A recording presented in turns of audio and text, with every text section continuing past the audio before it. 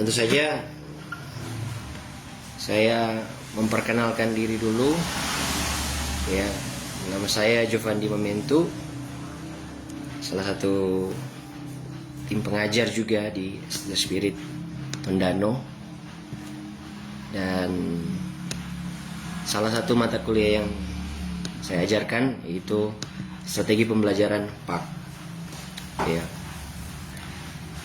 Ya baik, untuk materi ini sendiri memang bukan hanya khusus buat pendidikan agama Kristen atau konsentrasi fokus pada pendidikan agama Kristen saja, tetapi baik yang mengambil konsentrasi teologi ini sangat membantu dan sangat terbantukan, apalagi kan kita kalau terlibat dalam pelayanan di gereja atau di rumah pun kita perlu pendidikan agama Kristen sebagai orang tua dalam penerapan kepada setiap anak-anak kita.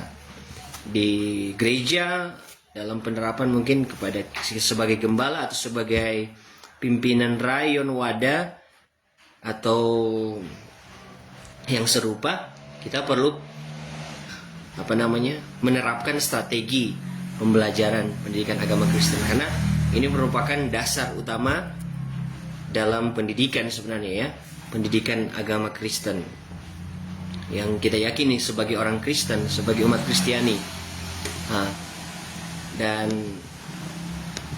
kalau saya boleh katakan, ini merupakan mata kuliah yang cukup sentral dan cukup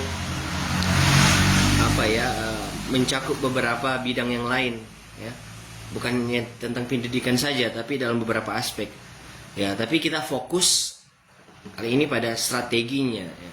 Kalau kita bicara yang namanya strategi, apa yang Bapak Ibu, saudara-saudari, mahasiswa-mahasiswi STT Spirit angkatan 13 yang kalian ketahui tentang strategi, ya.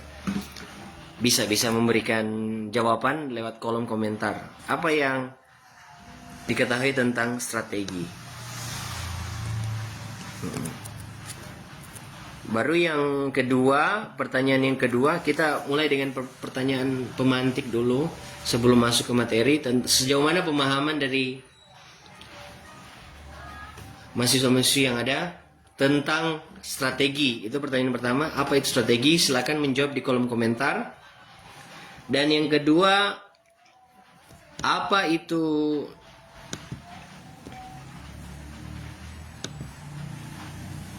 pembelajaran? Ya, yang kedua, apa itu pembelajaran? Ya, apa itu pembelajaran? Yang ketiga, apa itu pendidikan agama Kristen? Iya.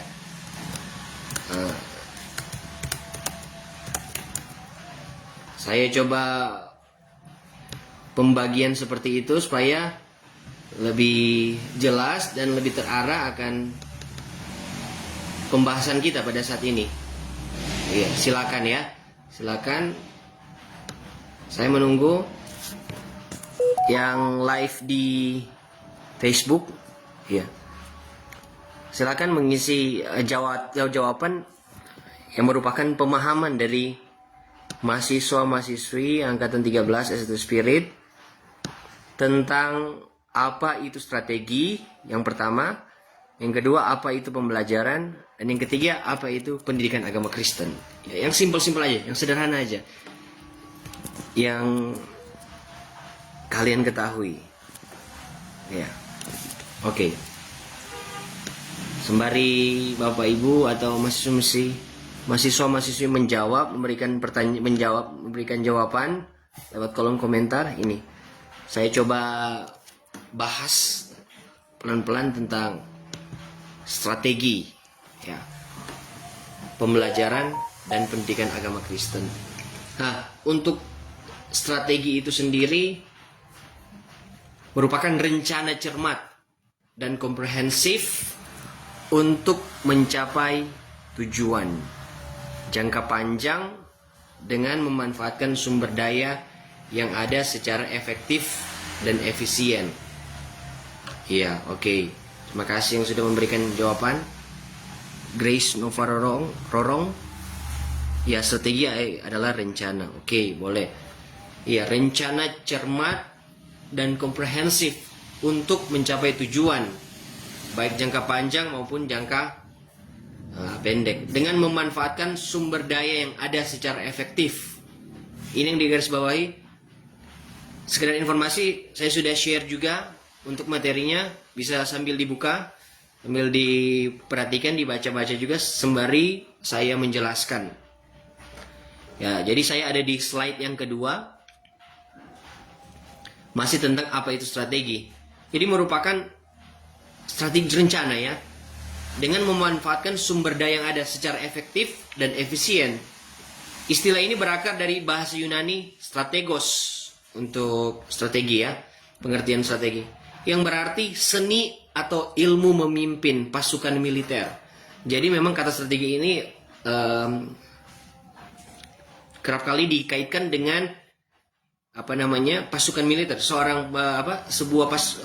sekelompok pasukan kompi yang siap berperang untuk meraih kemenangan.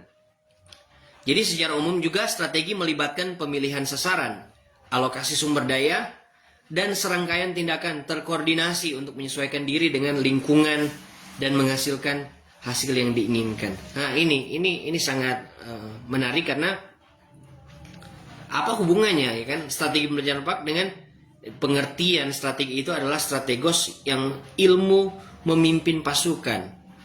Ya, tentu saja kita sebagai pemimpin-pemimpin dalam pendidikan, khususnya pendidikan Kristen, baik itu di lingkungan keluarga, di lingkungan gereja, di lingkungan masyarakat, dimanapun, kita perlu punya strategi. Ya, karena strategi ini sangat penting dan bisa menentukan akan hasil. Apakah kita keluar sebagai pemenang atau sebaliknya. Iya. Nah, itu untuk strategi. Bagaimana dengan pembelajaran? Pembelajaran merupakan proses interaksi yang dilakukan peserta didik dengan pendidik dan sumber belajar pada suatu lingkungan belajar yang bertujuan untuk memperoleh pengetahuan, menguasai keterampilan, dan membentuk sikap dan kepercayaan. Pembelajaran merupakan cara atau proses untuk menjadikan seseorang atau makhluk hidup belajar. Iya, jadi untuk pembelajaran itu lebih kepada interaksi, komunikasi dua arah yang terjadi antara pengajar dan yang diajar. Dalam hal ini guru dan peserta didik. Nah, dan kegiatan belajar mengajar itu memang sudah terjadi, sudah tercipta sejak dari lingkungan rumah, lingkungan keluarga. Bagaimana seorang ayah mengajarkan anaknya, seorang ibu mengajarkan anaknya tentang karakter, tentang kehidupan, apalagi tentang Alkitab, tentang Tuhan Yesus. Itu merupakan pembelajaran. Itu bisa disebut pembelajaran. Dan yang berikut tentang PAK atau Pendidikan Agama Kristen. Singkatan dari Pendidikan Agama ya PAK ya. Yaitu sebuah proses pengajaran dan pembelajaran yang berpusat pada Kristus. Iya. Silakan ya sekali lagi mahasiswa-mahasiswi angkatan 13 dimanapun berada, dari kelas Timika, kelas yang ada di Sulawesi Utara maupun di luar, silakan bergabung di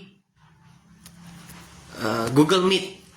Iya, silakan bergabung di Google Meet untuk dapat mengikuti perkuliahan secara interaktif ya, lebih interaktif lewat Google Meet ya kan, supaya sambil memperhatikan juga ada tampilan layar yang saya bisa tampilkan di sana seperti itu ya. Jadi silakan, itu juga merupakan absensi juga atau mempengaruhi akan kehadiran dari mahasiswa-mahasiswi angkatan 13 The Spirit.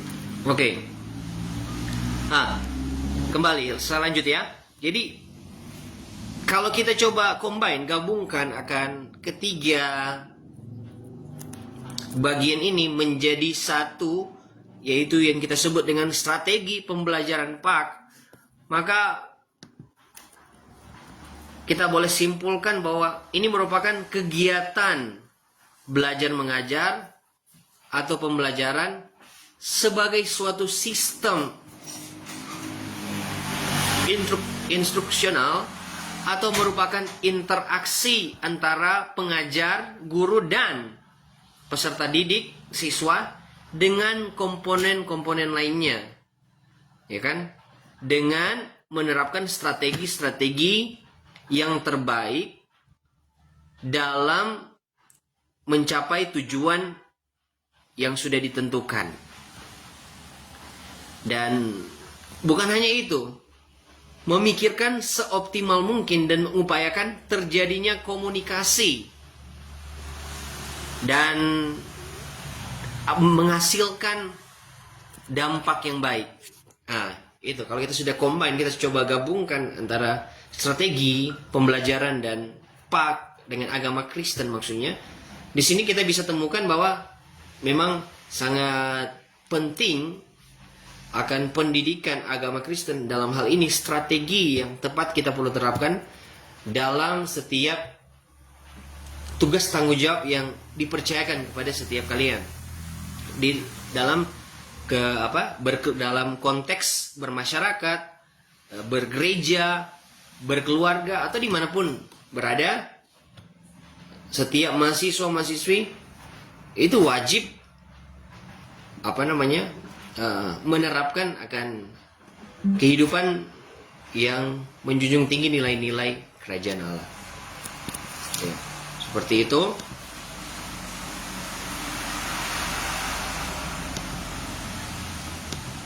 Nah, ya oke. Kalau seperti itu sudah mulai paham ya, ya mahasiswa-mahasiswi yang ada. Sampai di sini untuk pemahamannya dulu ya, pemahaman tentang strategi pembelajaran PAK. Ya. Oke, jika ada pertanyaan silakan langsung ditulis di kolom komentar atau bisa WA juga Japri ke saya. Nanti dijawab sebentar setelah selesai. Oke, kita masuk pada hakikat strategi pembelajaran pendidikan agama Kristen. Pada dasarnya, cara yang digunakan guru untuk menyampaikan materi kepada peserta didik itu dengan tujuan materi yang akan disampaikan akan mudah diterima, iya kan? Jadi sekali lagi ini konteksnya bukan lebih tepat ya memang kalau ada salah satu mahasiswa-mahasiswi yang memang bergelut di dalam dunia pendidikan sebagai guru. Tapi ini juga bukan hanya khusus buat guru, tapi bagi setiap kita orang yang percaya di dalam Tuhan, kita dipanggil juga untuk mengajar jemaat, mengajar keluarga, mengajar orang lain. Bagaimana strategi yang tepat supaya apa yang kita ajarkan, bahkan dalam berkhotbah juga kita kan ada pembelajaran di sana, ada pengajaran di sana. Bagaimana supaya itu mudah diterima, dipahami, dan akan terus melekat pada setiap audiens atau yang menerima pesan. Nah, iya. Itu peran strategi. Itu penting sekali strategi. Karena bagaimana cara kita mengemas setiap materi yang akan kita sampaikan sehingga itu menjadi materi yang mudah diterima, mudah dipahami, dan yang paling penting adalah mereka melekat. Ya, melekat. Mereka mengingat bukannya mengingat, artinya mereka selalu mempraktekkan. Makanya proses belajar mengajar hendaknya lebih mengajak siswa terlibat secara aktif dalam. Jadi dimanapun ya kita sebagai pembicara, mungkin sebagai pengkhotbah, sebagai pengajar, penting kita untuk menghadirkan suasana yang aktif dalam saat kita menyampaikan materi firman Tuhan atau apapun ya, dalam konteks pembelajaran pendidikan agama Kristen. Sekarang tujuan dari strategi pembelajaran PAK. Yang pertama, untuk menghasilkan kemampuan berpikir yang selaras dengan ajaran firman, tentu saja, atau yang kita sebut dengan kognitif. Jadi strategi dalam mengajarkan materi pembelajaran tersebut, bagaimana seorang pengajar yang profesional harus mengetahui keadaan yang dia sementara ajar. Nah, oleh sebab itu penting untuk mengetahui psikologi juga, psikologi dari audiens yang sementara kita sampaikan materi. Nah, kemampuan untuk memecahkan masalah yang menuntut siswa untuk menghubungkan dan menggabungkan gagasan, kita pelajari ada metode yang digagas oleh Bloom, yang kita sebut dengan taksonomi Bloom. Di situ dia menyampaikan ada tiga tolak ukur utama dalam pendidikan, nah, yaitu kognitif, kemampuan kognitif, atau kemampuan berpikir, atau kemampuan intelektual yang dimiliki oleh seseorang. Baru yang kedua, kemampuan afektif, kemampuan bersikap, kemampuan mengelola emosional, kemampuan mengelola perasaan. Sedangkan yang ketiga adalah psikomotorik, kemampuan keterampilan, skill, bakat. Iya. Bagaimana cara kita mengelola, cara kita memaksimalkan potensi talenta yang ada. Oleh sebab itu, penting kita sebagai pengajar untuk mengenal tiga hal ini. Ya. 3 elemen utama dalam pendidikan yang digagas oleh Bloom. Dan ini juga menjadi evaluasi dalam pendidikan. Bagaimana, dan ini tujuan juga hasil, apakah setiap orang yang kita ajar mereka memiliki, artinya mereka mengalami peningkatan, progres dalam hal kemampuan berpikir, ya, berpikir kritis, dan kemampuan dalam mengelola pikiran, ya kan, dalam mengambil keputusan. Itu hubungannya dengan, itu ada hubungannya dengan yang namanya kognitif. Sedangkan untuk afektif, kemampuan bersikap, atau bicara kemampuan sosial emosional dalam merespon, dalam bereaksi terhadap sesuatu yang terjadi, baik dari dalam maupun dari luar. Nah, ini penting. Bagaimana cara kita menghargai orang lain, menghormati orang lain, memperlakukan orang lain. Ini hubungannya dengan afektif, kemampuan bersikap. Dan ini merupakan elemen penting ya dari ketiganya, tapi semua penting karena sikap ini merupakan perhatian bersama, merupakan fokus dari pendidikan yang ada di Indonesia, bagaimana menghasilkan generasi yang memiliki akhlak yang mulia, yang memiliki iman yang bertakwa, ya kan? Nah, kalau kita coba hubungkan dengan kurikulum nasional, yaitu kurikulum Merdeka, yang merupakan kurikulum yang berpusat pada peserta didik. Kurikulum ini merupakan kurikulum yang secara diferensiasi melihat setiap murid itu spesial dan tidak memandang ada yang lebih rendah, ada yang lebih lemah, sebagainya, tidak. Tapi melihat setiap murid itu merupakan pembelajar yang hayat, pembelajar yang sangat berharga, yang sangat spesial, karena merupakan ciptaan. Itu. Jadi kalau kita sebagai pengajar, baik dalam konteks di rumah atau di dalam gereja, di dalam sekolah, ingat strateginya harus tepat. Strateginya, tujuannya jelas, motivasinya benar. Apalagi kita mengajar pada generasi-generasi yang hebat saat ini, generasi yang sudah melek teknologi. Dengan adanya digitalisasi yang ada, bagaimana kita dituntut untuk semakin mengeksplor lagi tentang teknologi. Iya. Oke. Itu tentang tujuan. Manfaatnya apa? Kita memiliki strategi yang tepat dalam pembelajaran Pak. Tentu saja dalam pengaplikasian di lapangan, maka akan semakin tertata, teratur, terpola, dan terorganisir dengan baik. Iya.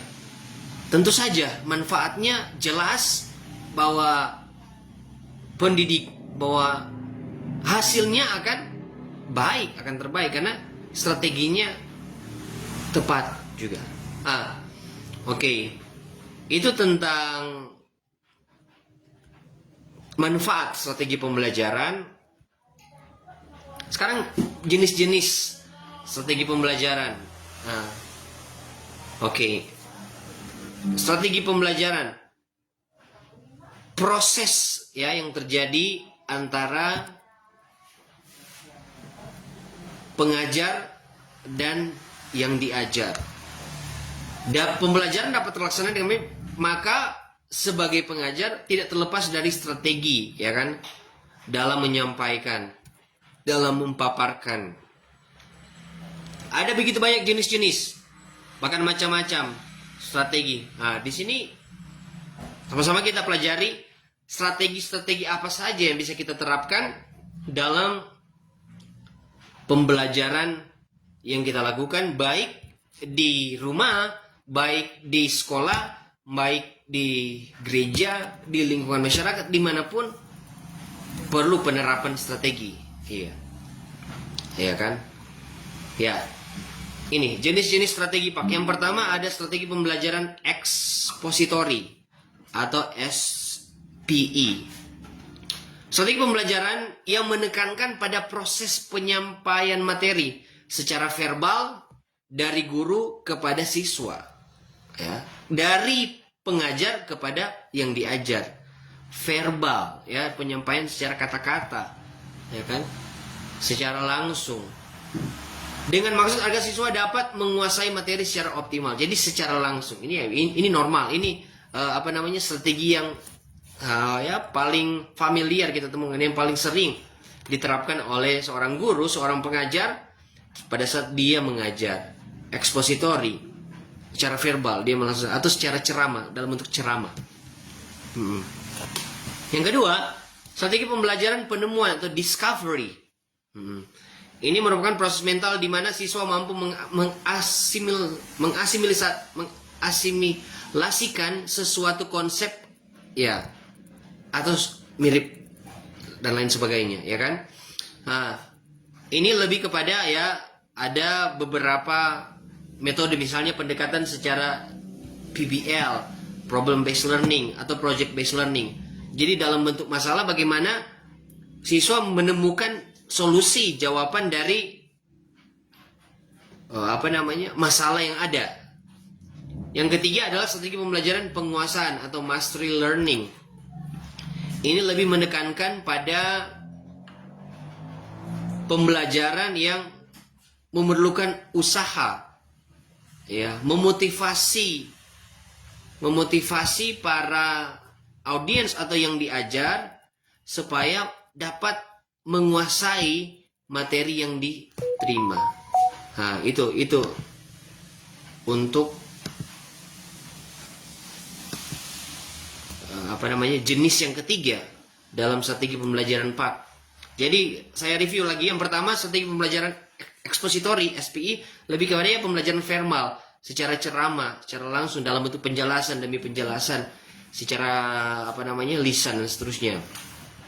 Strategi pembelajaran yang kedua, penemuan, discovery, lebih kepada dalam bentuk masalah dan dipecahkan dan sebagainya. Ini juga bisa pendekatan lewat ini, strategi supaya dapat mencapai tujuan secara bersama. Yang ketiga ada yang namanya pembelajaran penguasaan atau mastery learning.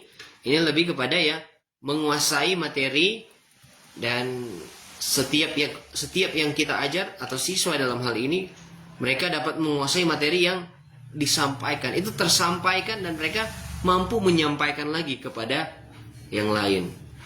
Berarti pemahamannya jelas. Strategi yang berikut ada strategi pembelajaran inquiry. Inquiry ini adalah istilah dalam bahasa Inggris, merupakan teknik atau cara yang digunakan guru untuk mengajar di depan kelas. Nah, biasanya ini rangkaian kegiatan pembelajaran yang menekankan pada proses berpikir kritis. Ya, dan analisis untuk mencari dan menemukan sendiri jawaban. Dan ini lebih kepada siswa secara independen, secara mandiri, mereka dapat mampu mencari, menyelesaikan, dan mempertanggungjawabkan apa yang sedang mereka alami sebagainya.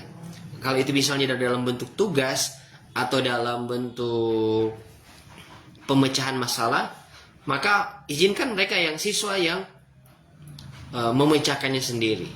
Nah, itu untuk strategi yang keempat. Oke, jika ada yang mau bertanya, dipersilakan mahasiswa-mahasiswi ST Spirit Angkatan 13, jika ada yang mau ditanyakan. Nanti sebentar untuk link daftar hadir saya akan kirim, ya kan. Di situ juga sudah sekaligus link tugas. Jadi tugas dan daftar hadir. Ya, menulis nama dalam bentuk Google Form dan menjawab ada beberapa pertanyaan yang ada sebagai tugas, dan sebagai tugas mandiri juga nanti saya sampaikan sebentar di akhir ya, sebelum tutup. Ada tugas juga, jadi ada tugas secara Google Form, ada tugas dalam bentuk project, begitu ya, dalam bentuk project.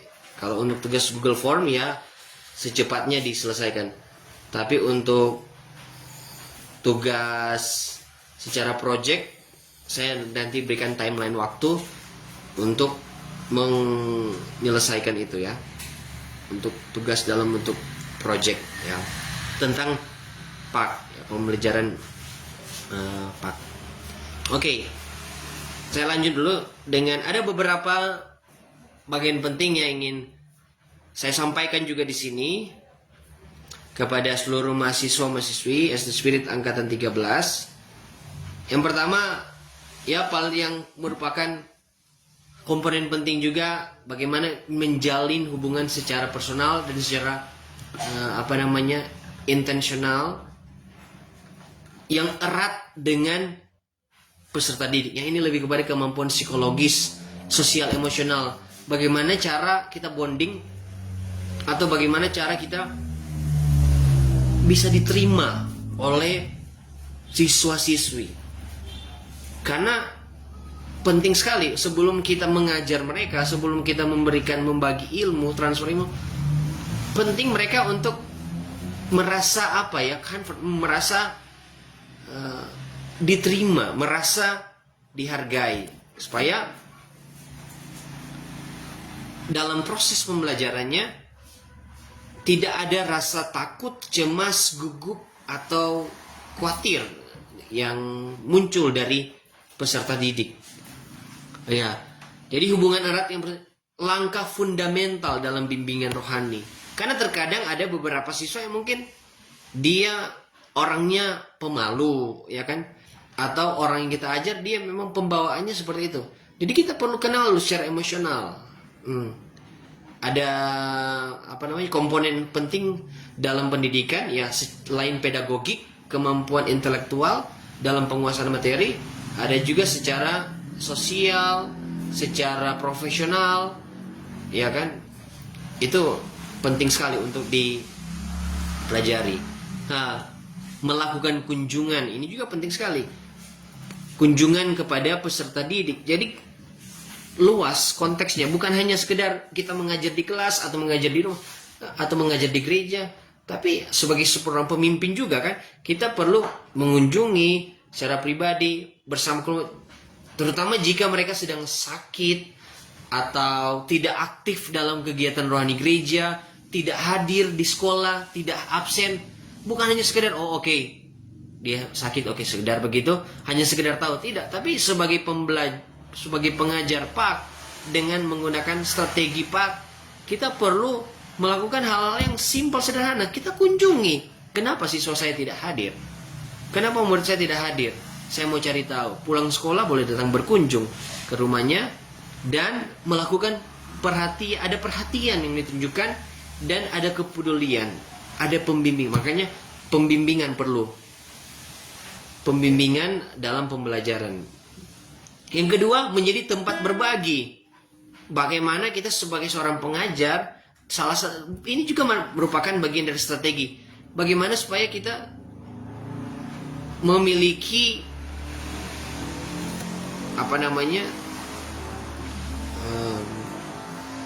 kedekatan dengan peserta didik, dengan murid, dengan yang kita ajar, ya kan?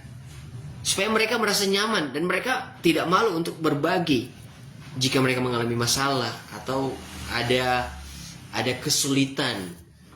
Tunjukkan sikap terbuka sehingga peserta merasa nyaman untuk mencurahkan isi hati dan kesulitan mereka. Ini bagian dari strategi juga supaya pembelajaran yang kita sampaikan itu cepat ditangkap, cepat diterima, dan cepat dipahami.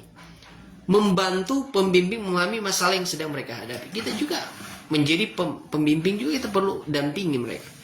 Yang ketiga, membangun bahkan kalau perlu ada komunitas yang dibangun. Iya kan? Komunitas misalnya di sekolah, bukan hanya sekedar komunitas belajar, tapi komunitas rohani mungkin, supaya ada waktu-waktu di mana anak-anak diberikan ruang untuk mereka boleh dapat mencurahkan jika mereka mengalami kesulitan, masalah, ya kan? Sekarang kan dengan adanya dengan adanya kurikulum merdeka, ada salah satu juga gebrakan dari kurikulum merdeka itu merupakan kombel, komunitas belajar. Nah, itu baik juga, sangat baik, karena penting yang namanya diskusi, interaksi dari antar peserta didik. Tapi ini lebih kepada ada komunitas yang terjadi. Jadi bukan hanya di gereja bukan hanya di gereja yang ada wadah, kelompok sel atau lain sebagainya, tapi di sekolah juga perlu kita terapkan. Apalagi Anda sebagai guru agama Kristen, terapkan di sekolah. Karena itu merupakan satu kegiatan yang sangat bermanfaat bagi peserta didik. Mungkin di rumah mereka tidak mendapatkan ruang dan waktu untuk menyampaikan, menyalurkan apa yang menjadi isi hati mereka. Nah, di sekolah mereka dapat ruang. Ya, itu strategi yang sangat ampuh ya, merupakan strategi yang ampuh dalam penerapan, pengaplikasian PAK dalam dalam kehidupan sehari-hari, sesuai dengan profesi atau sesuai dengan tanggung jawab yang dipercayakan kepada seluruh mahasiswa-mahasiswi yang ada. Yang berikut, bagaimana memanfaatkan pelayanan berbasis kebutuhan. Maksudnya pembinaan rohani harus relevan dengan tantangan dan masalah yang dihadapi peserta didik. Maksudnya kita adakan konseling. Walaupun di sekolah itu ada guru BK, ya kan, bimbingan konseling. Tapi penting peran dari guru agama Kristen, penting juga. Bahkan konseling itu saya selalu tekankan, bukan hanya sekedar, konteksnya ini bukan hanya sekedar di sekolah. Mungkin dari mahasiswa-mahasiswa, walaupun konsentrasinya ambil teologi ya kan, teologi, kan tetap pembelajaran terjadi di rumah. Pembelajaran terjadi di lingkungan kerja, dimanapun berada. Nah, bagaimana kita memposisikan sebagai konselor, bukan hanya sekedar pengajar, guru, tapi konselor. Bagaimana kita memberikan konseling kepada siswa-siswi yang membutuhkan. Atau kalaupun memang itu di dalam konteks berkeluarga, ya orang tua memberikan konseling kepada anak-anak ketika mungkin anak-anak itu lagi mengalami kesulitan, lagi mengalami masalah. Ya, dibanding dicari di luar, ya kan? Dia temukan itu di dalam rumah. Ketika dia datang, dia diterima dan diajak diskusi, ngobrol, ada konseling, ya kan? Dari orang tua mendoakan, membimbing dia lagi sehingga dia menemukan identitasnya kembali. Itu satu suasana yang sangat membahagiakan kalau memang keluarga Kristen menerapkan itu. Iya. Anak-anak tidak akan cari kepuasan di luar. Anak-anak tidak akan cari kasih di luar rumah, karena mereka temukan itu dari kedua orang tua. Nah, karena permasalahan seringkali terjadi karena dari rumah kebanyakan. Iya. Karena anak-anak tidak mengalami bagaimana dia diterima, dihargai, dan seterusnya, dia mencari di luar rumah. Perlu menemukan solusi dari permasalahan mereka. Dan penting juga kita adakan ya, ada gebrakan-gebrakan seperti ada seminar, lokakarya tentang isu-isu yang relevan yang terjadi pada remaja. Kan PAK itu terbagi, tapi ini dirangkum menjadi satu. Kan PAK ada PAK untuk remaja, PAK untuk anak-anak, tapi disatukan ya karena tidak bisa dibatasi oleh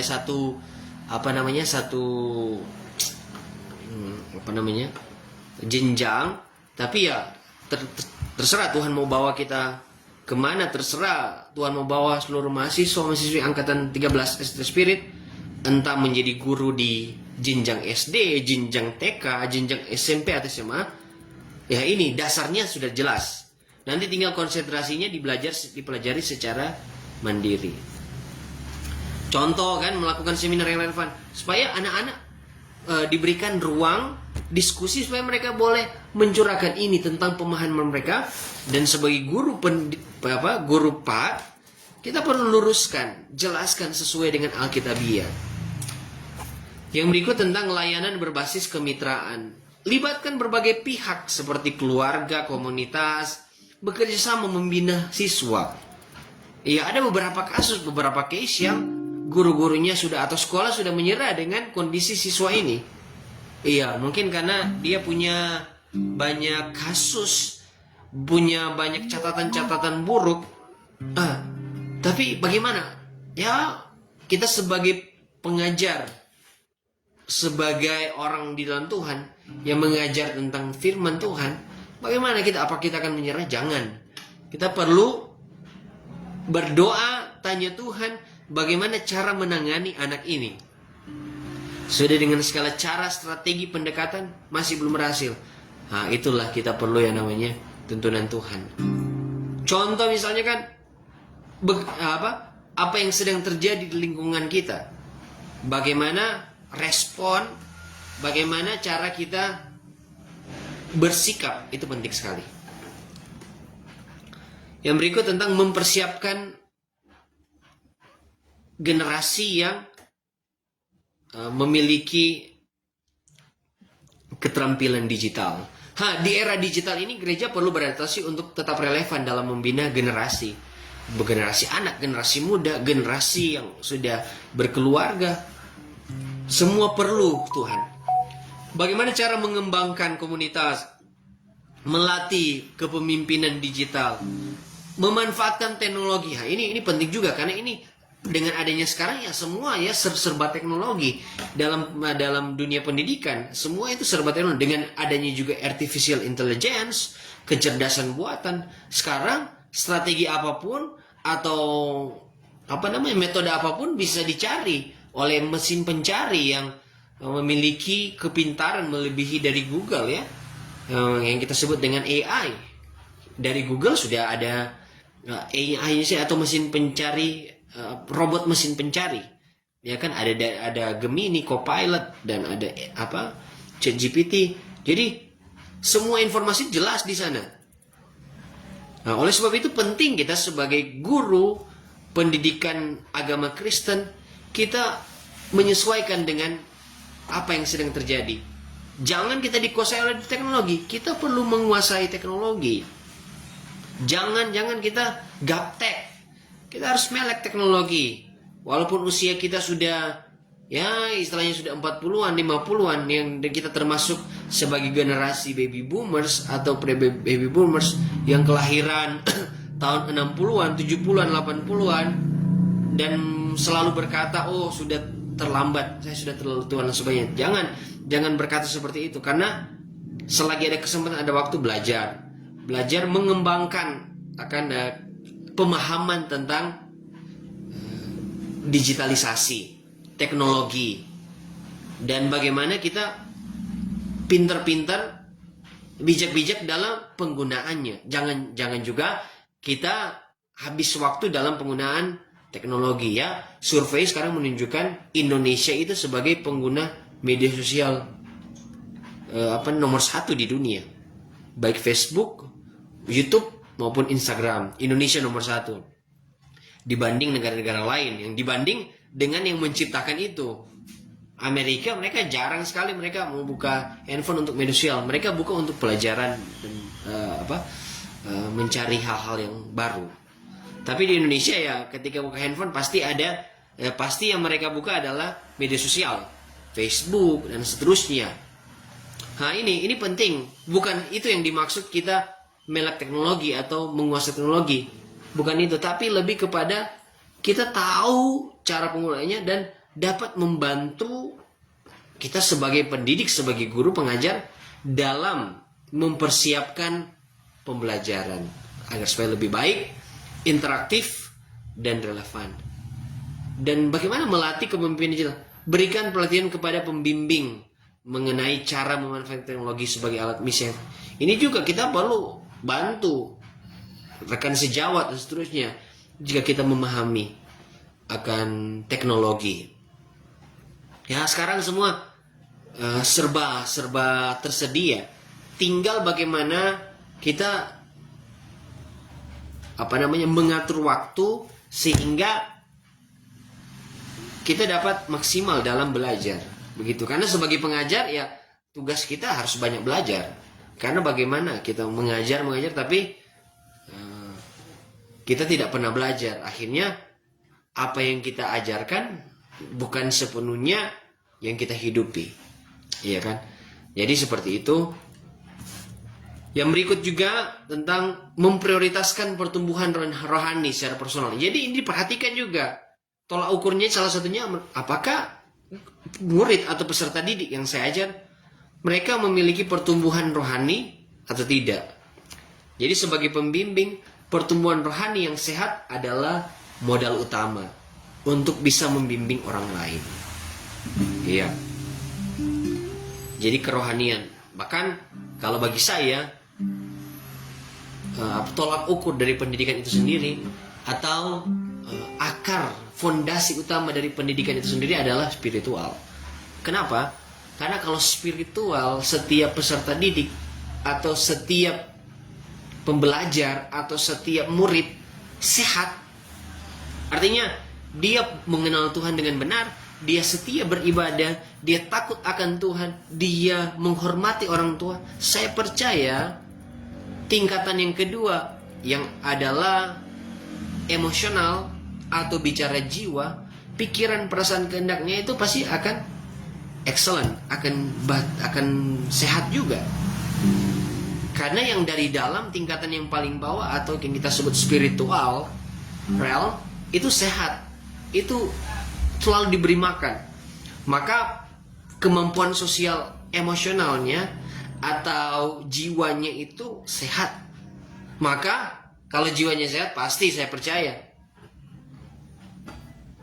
otaknya lancar, encer, setiap tindakannya itu pasti yang baik, yang terbaik, dan kehidupannya memuliakan nama Tuhan. Itu pasti intelektualnya itu jelas, kritis orangnya, dan pemahamannya luas. Iya. Jadi pendidikan memang harus dimulai dari spiritualitas. Iya, spiritualitasnya jelas, fix, maka intelektualitasnya pasti akan mengalami transformasi demi transformasi. Iya, menjalani hidup saleh, praktikan gaya hidup yang saleh. Makanya penting ini sebagai pengajar pendidikan agama Kristen, hidup saleh, hidup benar di hadapan Tuhan. Praktikan gaya hidup yang benar, mencari Tuhan, berdoa, baca firman Tuhan, ada kesaksian-kesaksian yang berdampak. Karena kita sebagai pengajar, sebagai guru, Pak, ingat kita bukan hanya sekedar transfer ilmu dunia ya yang kita pelajari atau akademik, tapi kita juga lagi transfer spirit. Kalau hidup kita, kalau roh kita benar di hadapan Tuhan, maka anak-anak yang kita ajar, mereka akan terpantik ya. Mereka akan merasa tergerak hati mereka untuk supaya mereka juga membangun kehidupan di dalam doa dan senantiasa setia membaca firman, dan mereka berani bersaksi tentang kebaikan Tuhan. Itu dampaknya. Jadi bukan hanya sekadar teori, tapi prakteknya jelas. Itu tolak ukur kesuksesan pembelajaran pendidikan agama Kristen yang kita terapkan, baik di sekolah, di rumah, di pelayanan, dimanapun. Ingat, yaitu kita praktek dan firman Tuhan yang kita belajar itu bukan hanya sekedar teori, logika, tapi jadi kehidupan. Jadi kehidupan. Dan ini juga pesan terus belajar. Ya, terlibat dalam setiap pelatihan, bimbingan-bimbingan rohani untuk terus memperlengkapi diri dengan keterampilan. Oleh sebab itu kan, mahasiswa Spirit angkatan 13 mengambil perkuliahan ini pasti karena saya tahu mau belajar ya, karena ya penting sekali belajar, long life education. Belajar itu sepanjang hayat, tidak ada batasan usia, tidak ada batasan waktu, tidak ada batasan ruang. Kalau kita mau, kita belajar, dan dengan terampil dan dengan pengetahuan yang relevan. Belajar terus dan belajar, ya kan, supaya kualitas mengajar kita itu semakin baik. Ya. Dan yang tidak kalah penting adalah mendengarkan suara Roh Kudus. Karena Roh Kudus itu adalah sebagai penuntun, pemimpin. Pembimbingan rohani perlu melatih kepekaan terhadap gerakan Roh Kudus, baik dalam diri sendiri maupun dalam diri peserta didik. Ingat, seperti saya mention tadi, kita bukan hanya sekedar transfer teori belaka, tapi kita lagi menjadi contoh teladan bagi peserta didik. Makanya penting kita hidup dalam roh dan firman, supaya pembimbingan kita disertai dengan kepekaan. Tidak hanya asal-asal, tidak hanya sekedar dia lagi masalah, dia lagi dalam keadaan mungkin masalah di dalam rumah, tapi kita hanya fokus mengajar, fokus kasih materi. Berarti tidak ada kepekaan. Kalau kita punya kepekaan, kita akan stop sejenak, kita akan panggil dia, ya, 4 mata, sharing, kita mulai pendekatan, cari tahu apa menjadi masalahnya. Roh Kudus tuntun, maka dia akan mengalami pemulihan. Enak kita dalam mengajar. Jadi seperti itu. Terserah Roh Kudus mau tuntun seperti apa, gerakan Roh Kudus mau seperti apa dalam kehidupan kita. Pasti ingat. Tapi ingat, mahasiswa-mahasiswi angkatan 13 Spirit, bahwa kalau hidup kita mendengarkan suara Roh Kudus dan mau taat setia, dengar-dengaran sama suara yang menuntun itu, suara Roh Kudus, suara Tuhan, maka strategi apapun yang kita terapkan itu pasti berhasil. Strategi apapun yang kita ejawantakan di dalam tugas tanggung jawab kita pasti berhasil. Ya, karena kuncinya di situ. Kita dikuasai oleh roh dan firman. Kita dikuasai oleh pengenalan yang benar akan Tuhan. Kita mengenal firman Tuhan. Kita mengenal cara Roh Kudus bekerja. Pasti saya percaya kita akan mengalami keberhasilan, kesuksesan dalam pembelajaran. Anak-anak yang kita didik, mereka tidak hanya pintar saja, mereka tidak hanya dipenuhi secara akademik, tapi saya percaya secara keterampilan spiritual dan sosial emosional mereka baik juga. Oke. Iya.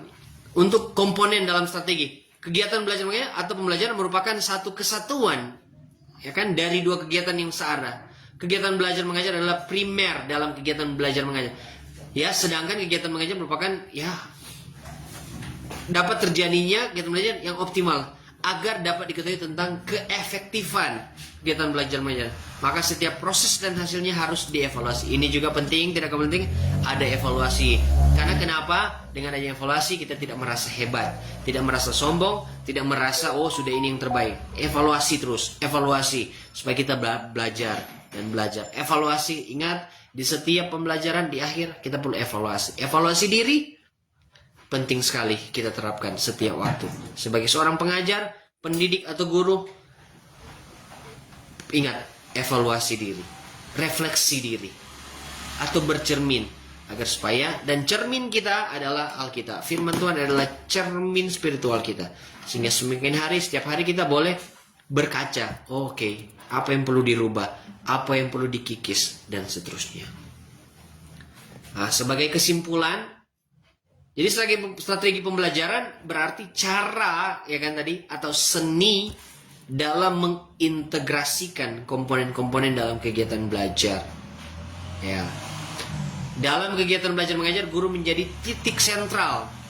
Oleh karena itu, seorang guru disebut seorang profesional, mampu bekerja, mampu menjadi teladan, mampu menjadi contoh dimanapun berada, dan mengoptimalkan segala jenis kemampuan, kelebihan, kekuatannya, supaya strategi yang diterapkan itu sesuai dengan konten. Ya. Itu sebagai kesimpulan. Jika ada yang mau bertanya, dipersilakan. Yang live di Facebook, silakan. Ada yang mau bertanya?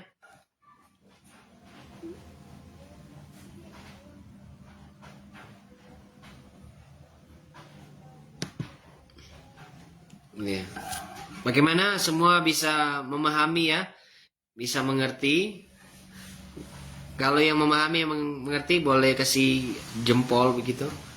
Tapi kalau ada yang masih kurang, atau kalau ada yang masih belum dipahami, masih bingung, silakan bertanya. Ya, saya berikan waktu untuk bertanya. Oke. Atau bisa type amen ya. Jika mengerti, sudah memahami, ya, disilakan.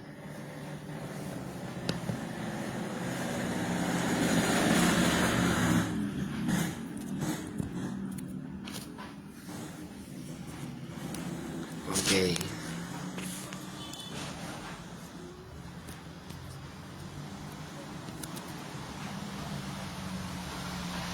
Ya. Nanti saya akan kirim link tugas beserta dengan daftar hadir untuk wajib diisi oleh setiap mahasiswa-mahasiswi ya, Spirit Angkatan ke-13. Dan ini juga merupakan catatan yang mengikuti, yang mengisi, yang mengetik atau yang mencantumkan nama NIM-nya ya. Itu jadi catatan yang hadir, yang mengikuti sampai akhir, ada penilaian khusus juga. Oke. Materi saya sudah bagikan lewat grup WA. Silakan dipelajari pada secara mandiri. Nanti untuk tugas saya kirim di grup ya melalui Pak Rektor. Jadi ada 2 tugas. Pertama tugas lewat Google Form yang harus dimasukkan ya paling lambat besok lah. Saya kirim hari ini, besok sudah selesai, sudah dimasukkan, sudah dikirim. Dan ada tugas dalam bentuk project. Jadi di tempat masing-masing melakukan itu. Nanti saya kirim sebentar. Sekali lagi jika ada yang mau bertanya dipersilakan. Tapi kalau sudah tidak ada, kita akan akhiri perkuliahan di saat ini secara virtual dalam doa. Kalau ada yang masih mau bertanya nanti ya sebentar secara personal di WA saya silakan, atau lewat grup silakan, grup WA yang ada ya, dalam konteks tentang strategi pembelajaran PARK ya. Tapi kalau sudah tidak ada, silakan mengakhiri untuk perkuliahan di saat ini di dalam doa ya. Kita angkat satu pujian. Oke, syukur.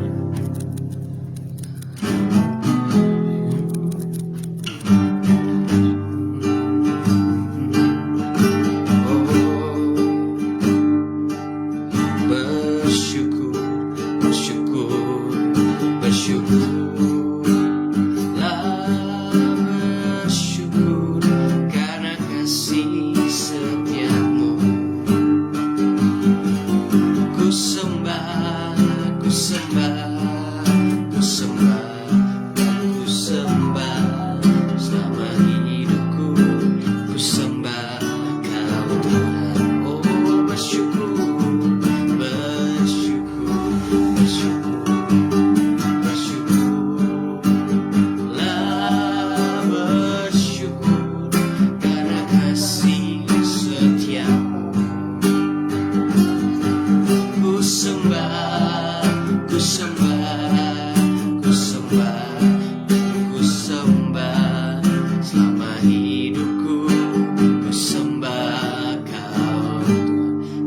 bersyukur Tuhan buat kesempatan ini. Kau menuntun kami, menyertai kami, sehingga perkuliahan virtual di saat ini boleh berjalan dengan lancar. Tuhan, kami berdoa memberkati buat seluruh mahasiswa-mahasiswi STT Spirit Angkatan 13 dimanapun berada saat ini yang mengikuti secara online, virtual. Tuhan menolong, Tuhan terus memberkati, Tuhan terus memakai di dalam nama Yesus. Bapa, Engkau memberkati juga buat Civitas Akademika, seluruh keluarga besar STT Spirit Mandano, Sulawesi Utara, Indonesia, diberkati dalam nama Yesus. Mulai dari Bapak Rektor, Ketua Sekolah, tim Senat yang ada, dan bahkan seluruh tim pengajar, dosen-dosen yang ada diberkati oleh Tuhan. Staf administrasi, kami berdoa Tuhan untuk pembangunan STT Spirit yang sedang berjalan. Kami hanya taruh dalam tangan Tuhan yang penuh kuasa dan kasih. Tuhan percepat dalam nama Yesus, maka dalam proses-proses yang lain Tuhan berkati Tuhan untuk ke depan. Biarlah STT Spirit semakin menjadi berkat Tuhan, membawa berkat, boleh menolong, memberkati setiap generasi demi generasi yang di dalam Tuhan. Terima kasih Bapa di sorga, berkati para alumni STT Spirit dimanapun berada saat ini. Terima kasih Tuhan, kami bersyukur, memberkati Tuhan setiap kami dalam lindungan Allah yang Maha Tinggi. Kami sudah selesai perkuliahan di saat ini. Tuhan menolong biar setiap materi yang sudah diterima oleh seluruh mahasiswa yang ada, mereka dapat menyerap itu dengan baik dan dapat mengaplikasikan dalam kehidupan sehari-hari. Tuhan menolong dalam nama Yesus. Terima kasih. Kami berdoa bersyukur menutup perkuliahan virtual saat ini hanya di dalam nama Tuhan Yesus Kristus, Tuhan dan Juru Selamat kami, hidup kami berdoa dan ucap syukur. Haleluya. Amin. Oke, terima kasih buat seluruh mahasiswa-mahasiswi yang sudah mengikuti secara virtual lewat live Facebook. Terima kasih sekali lagi.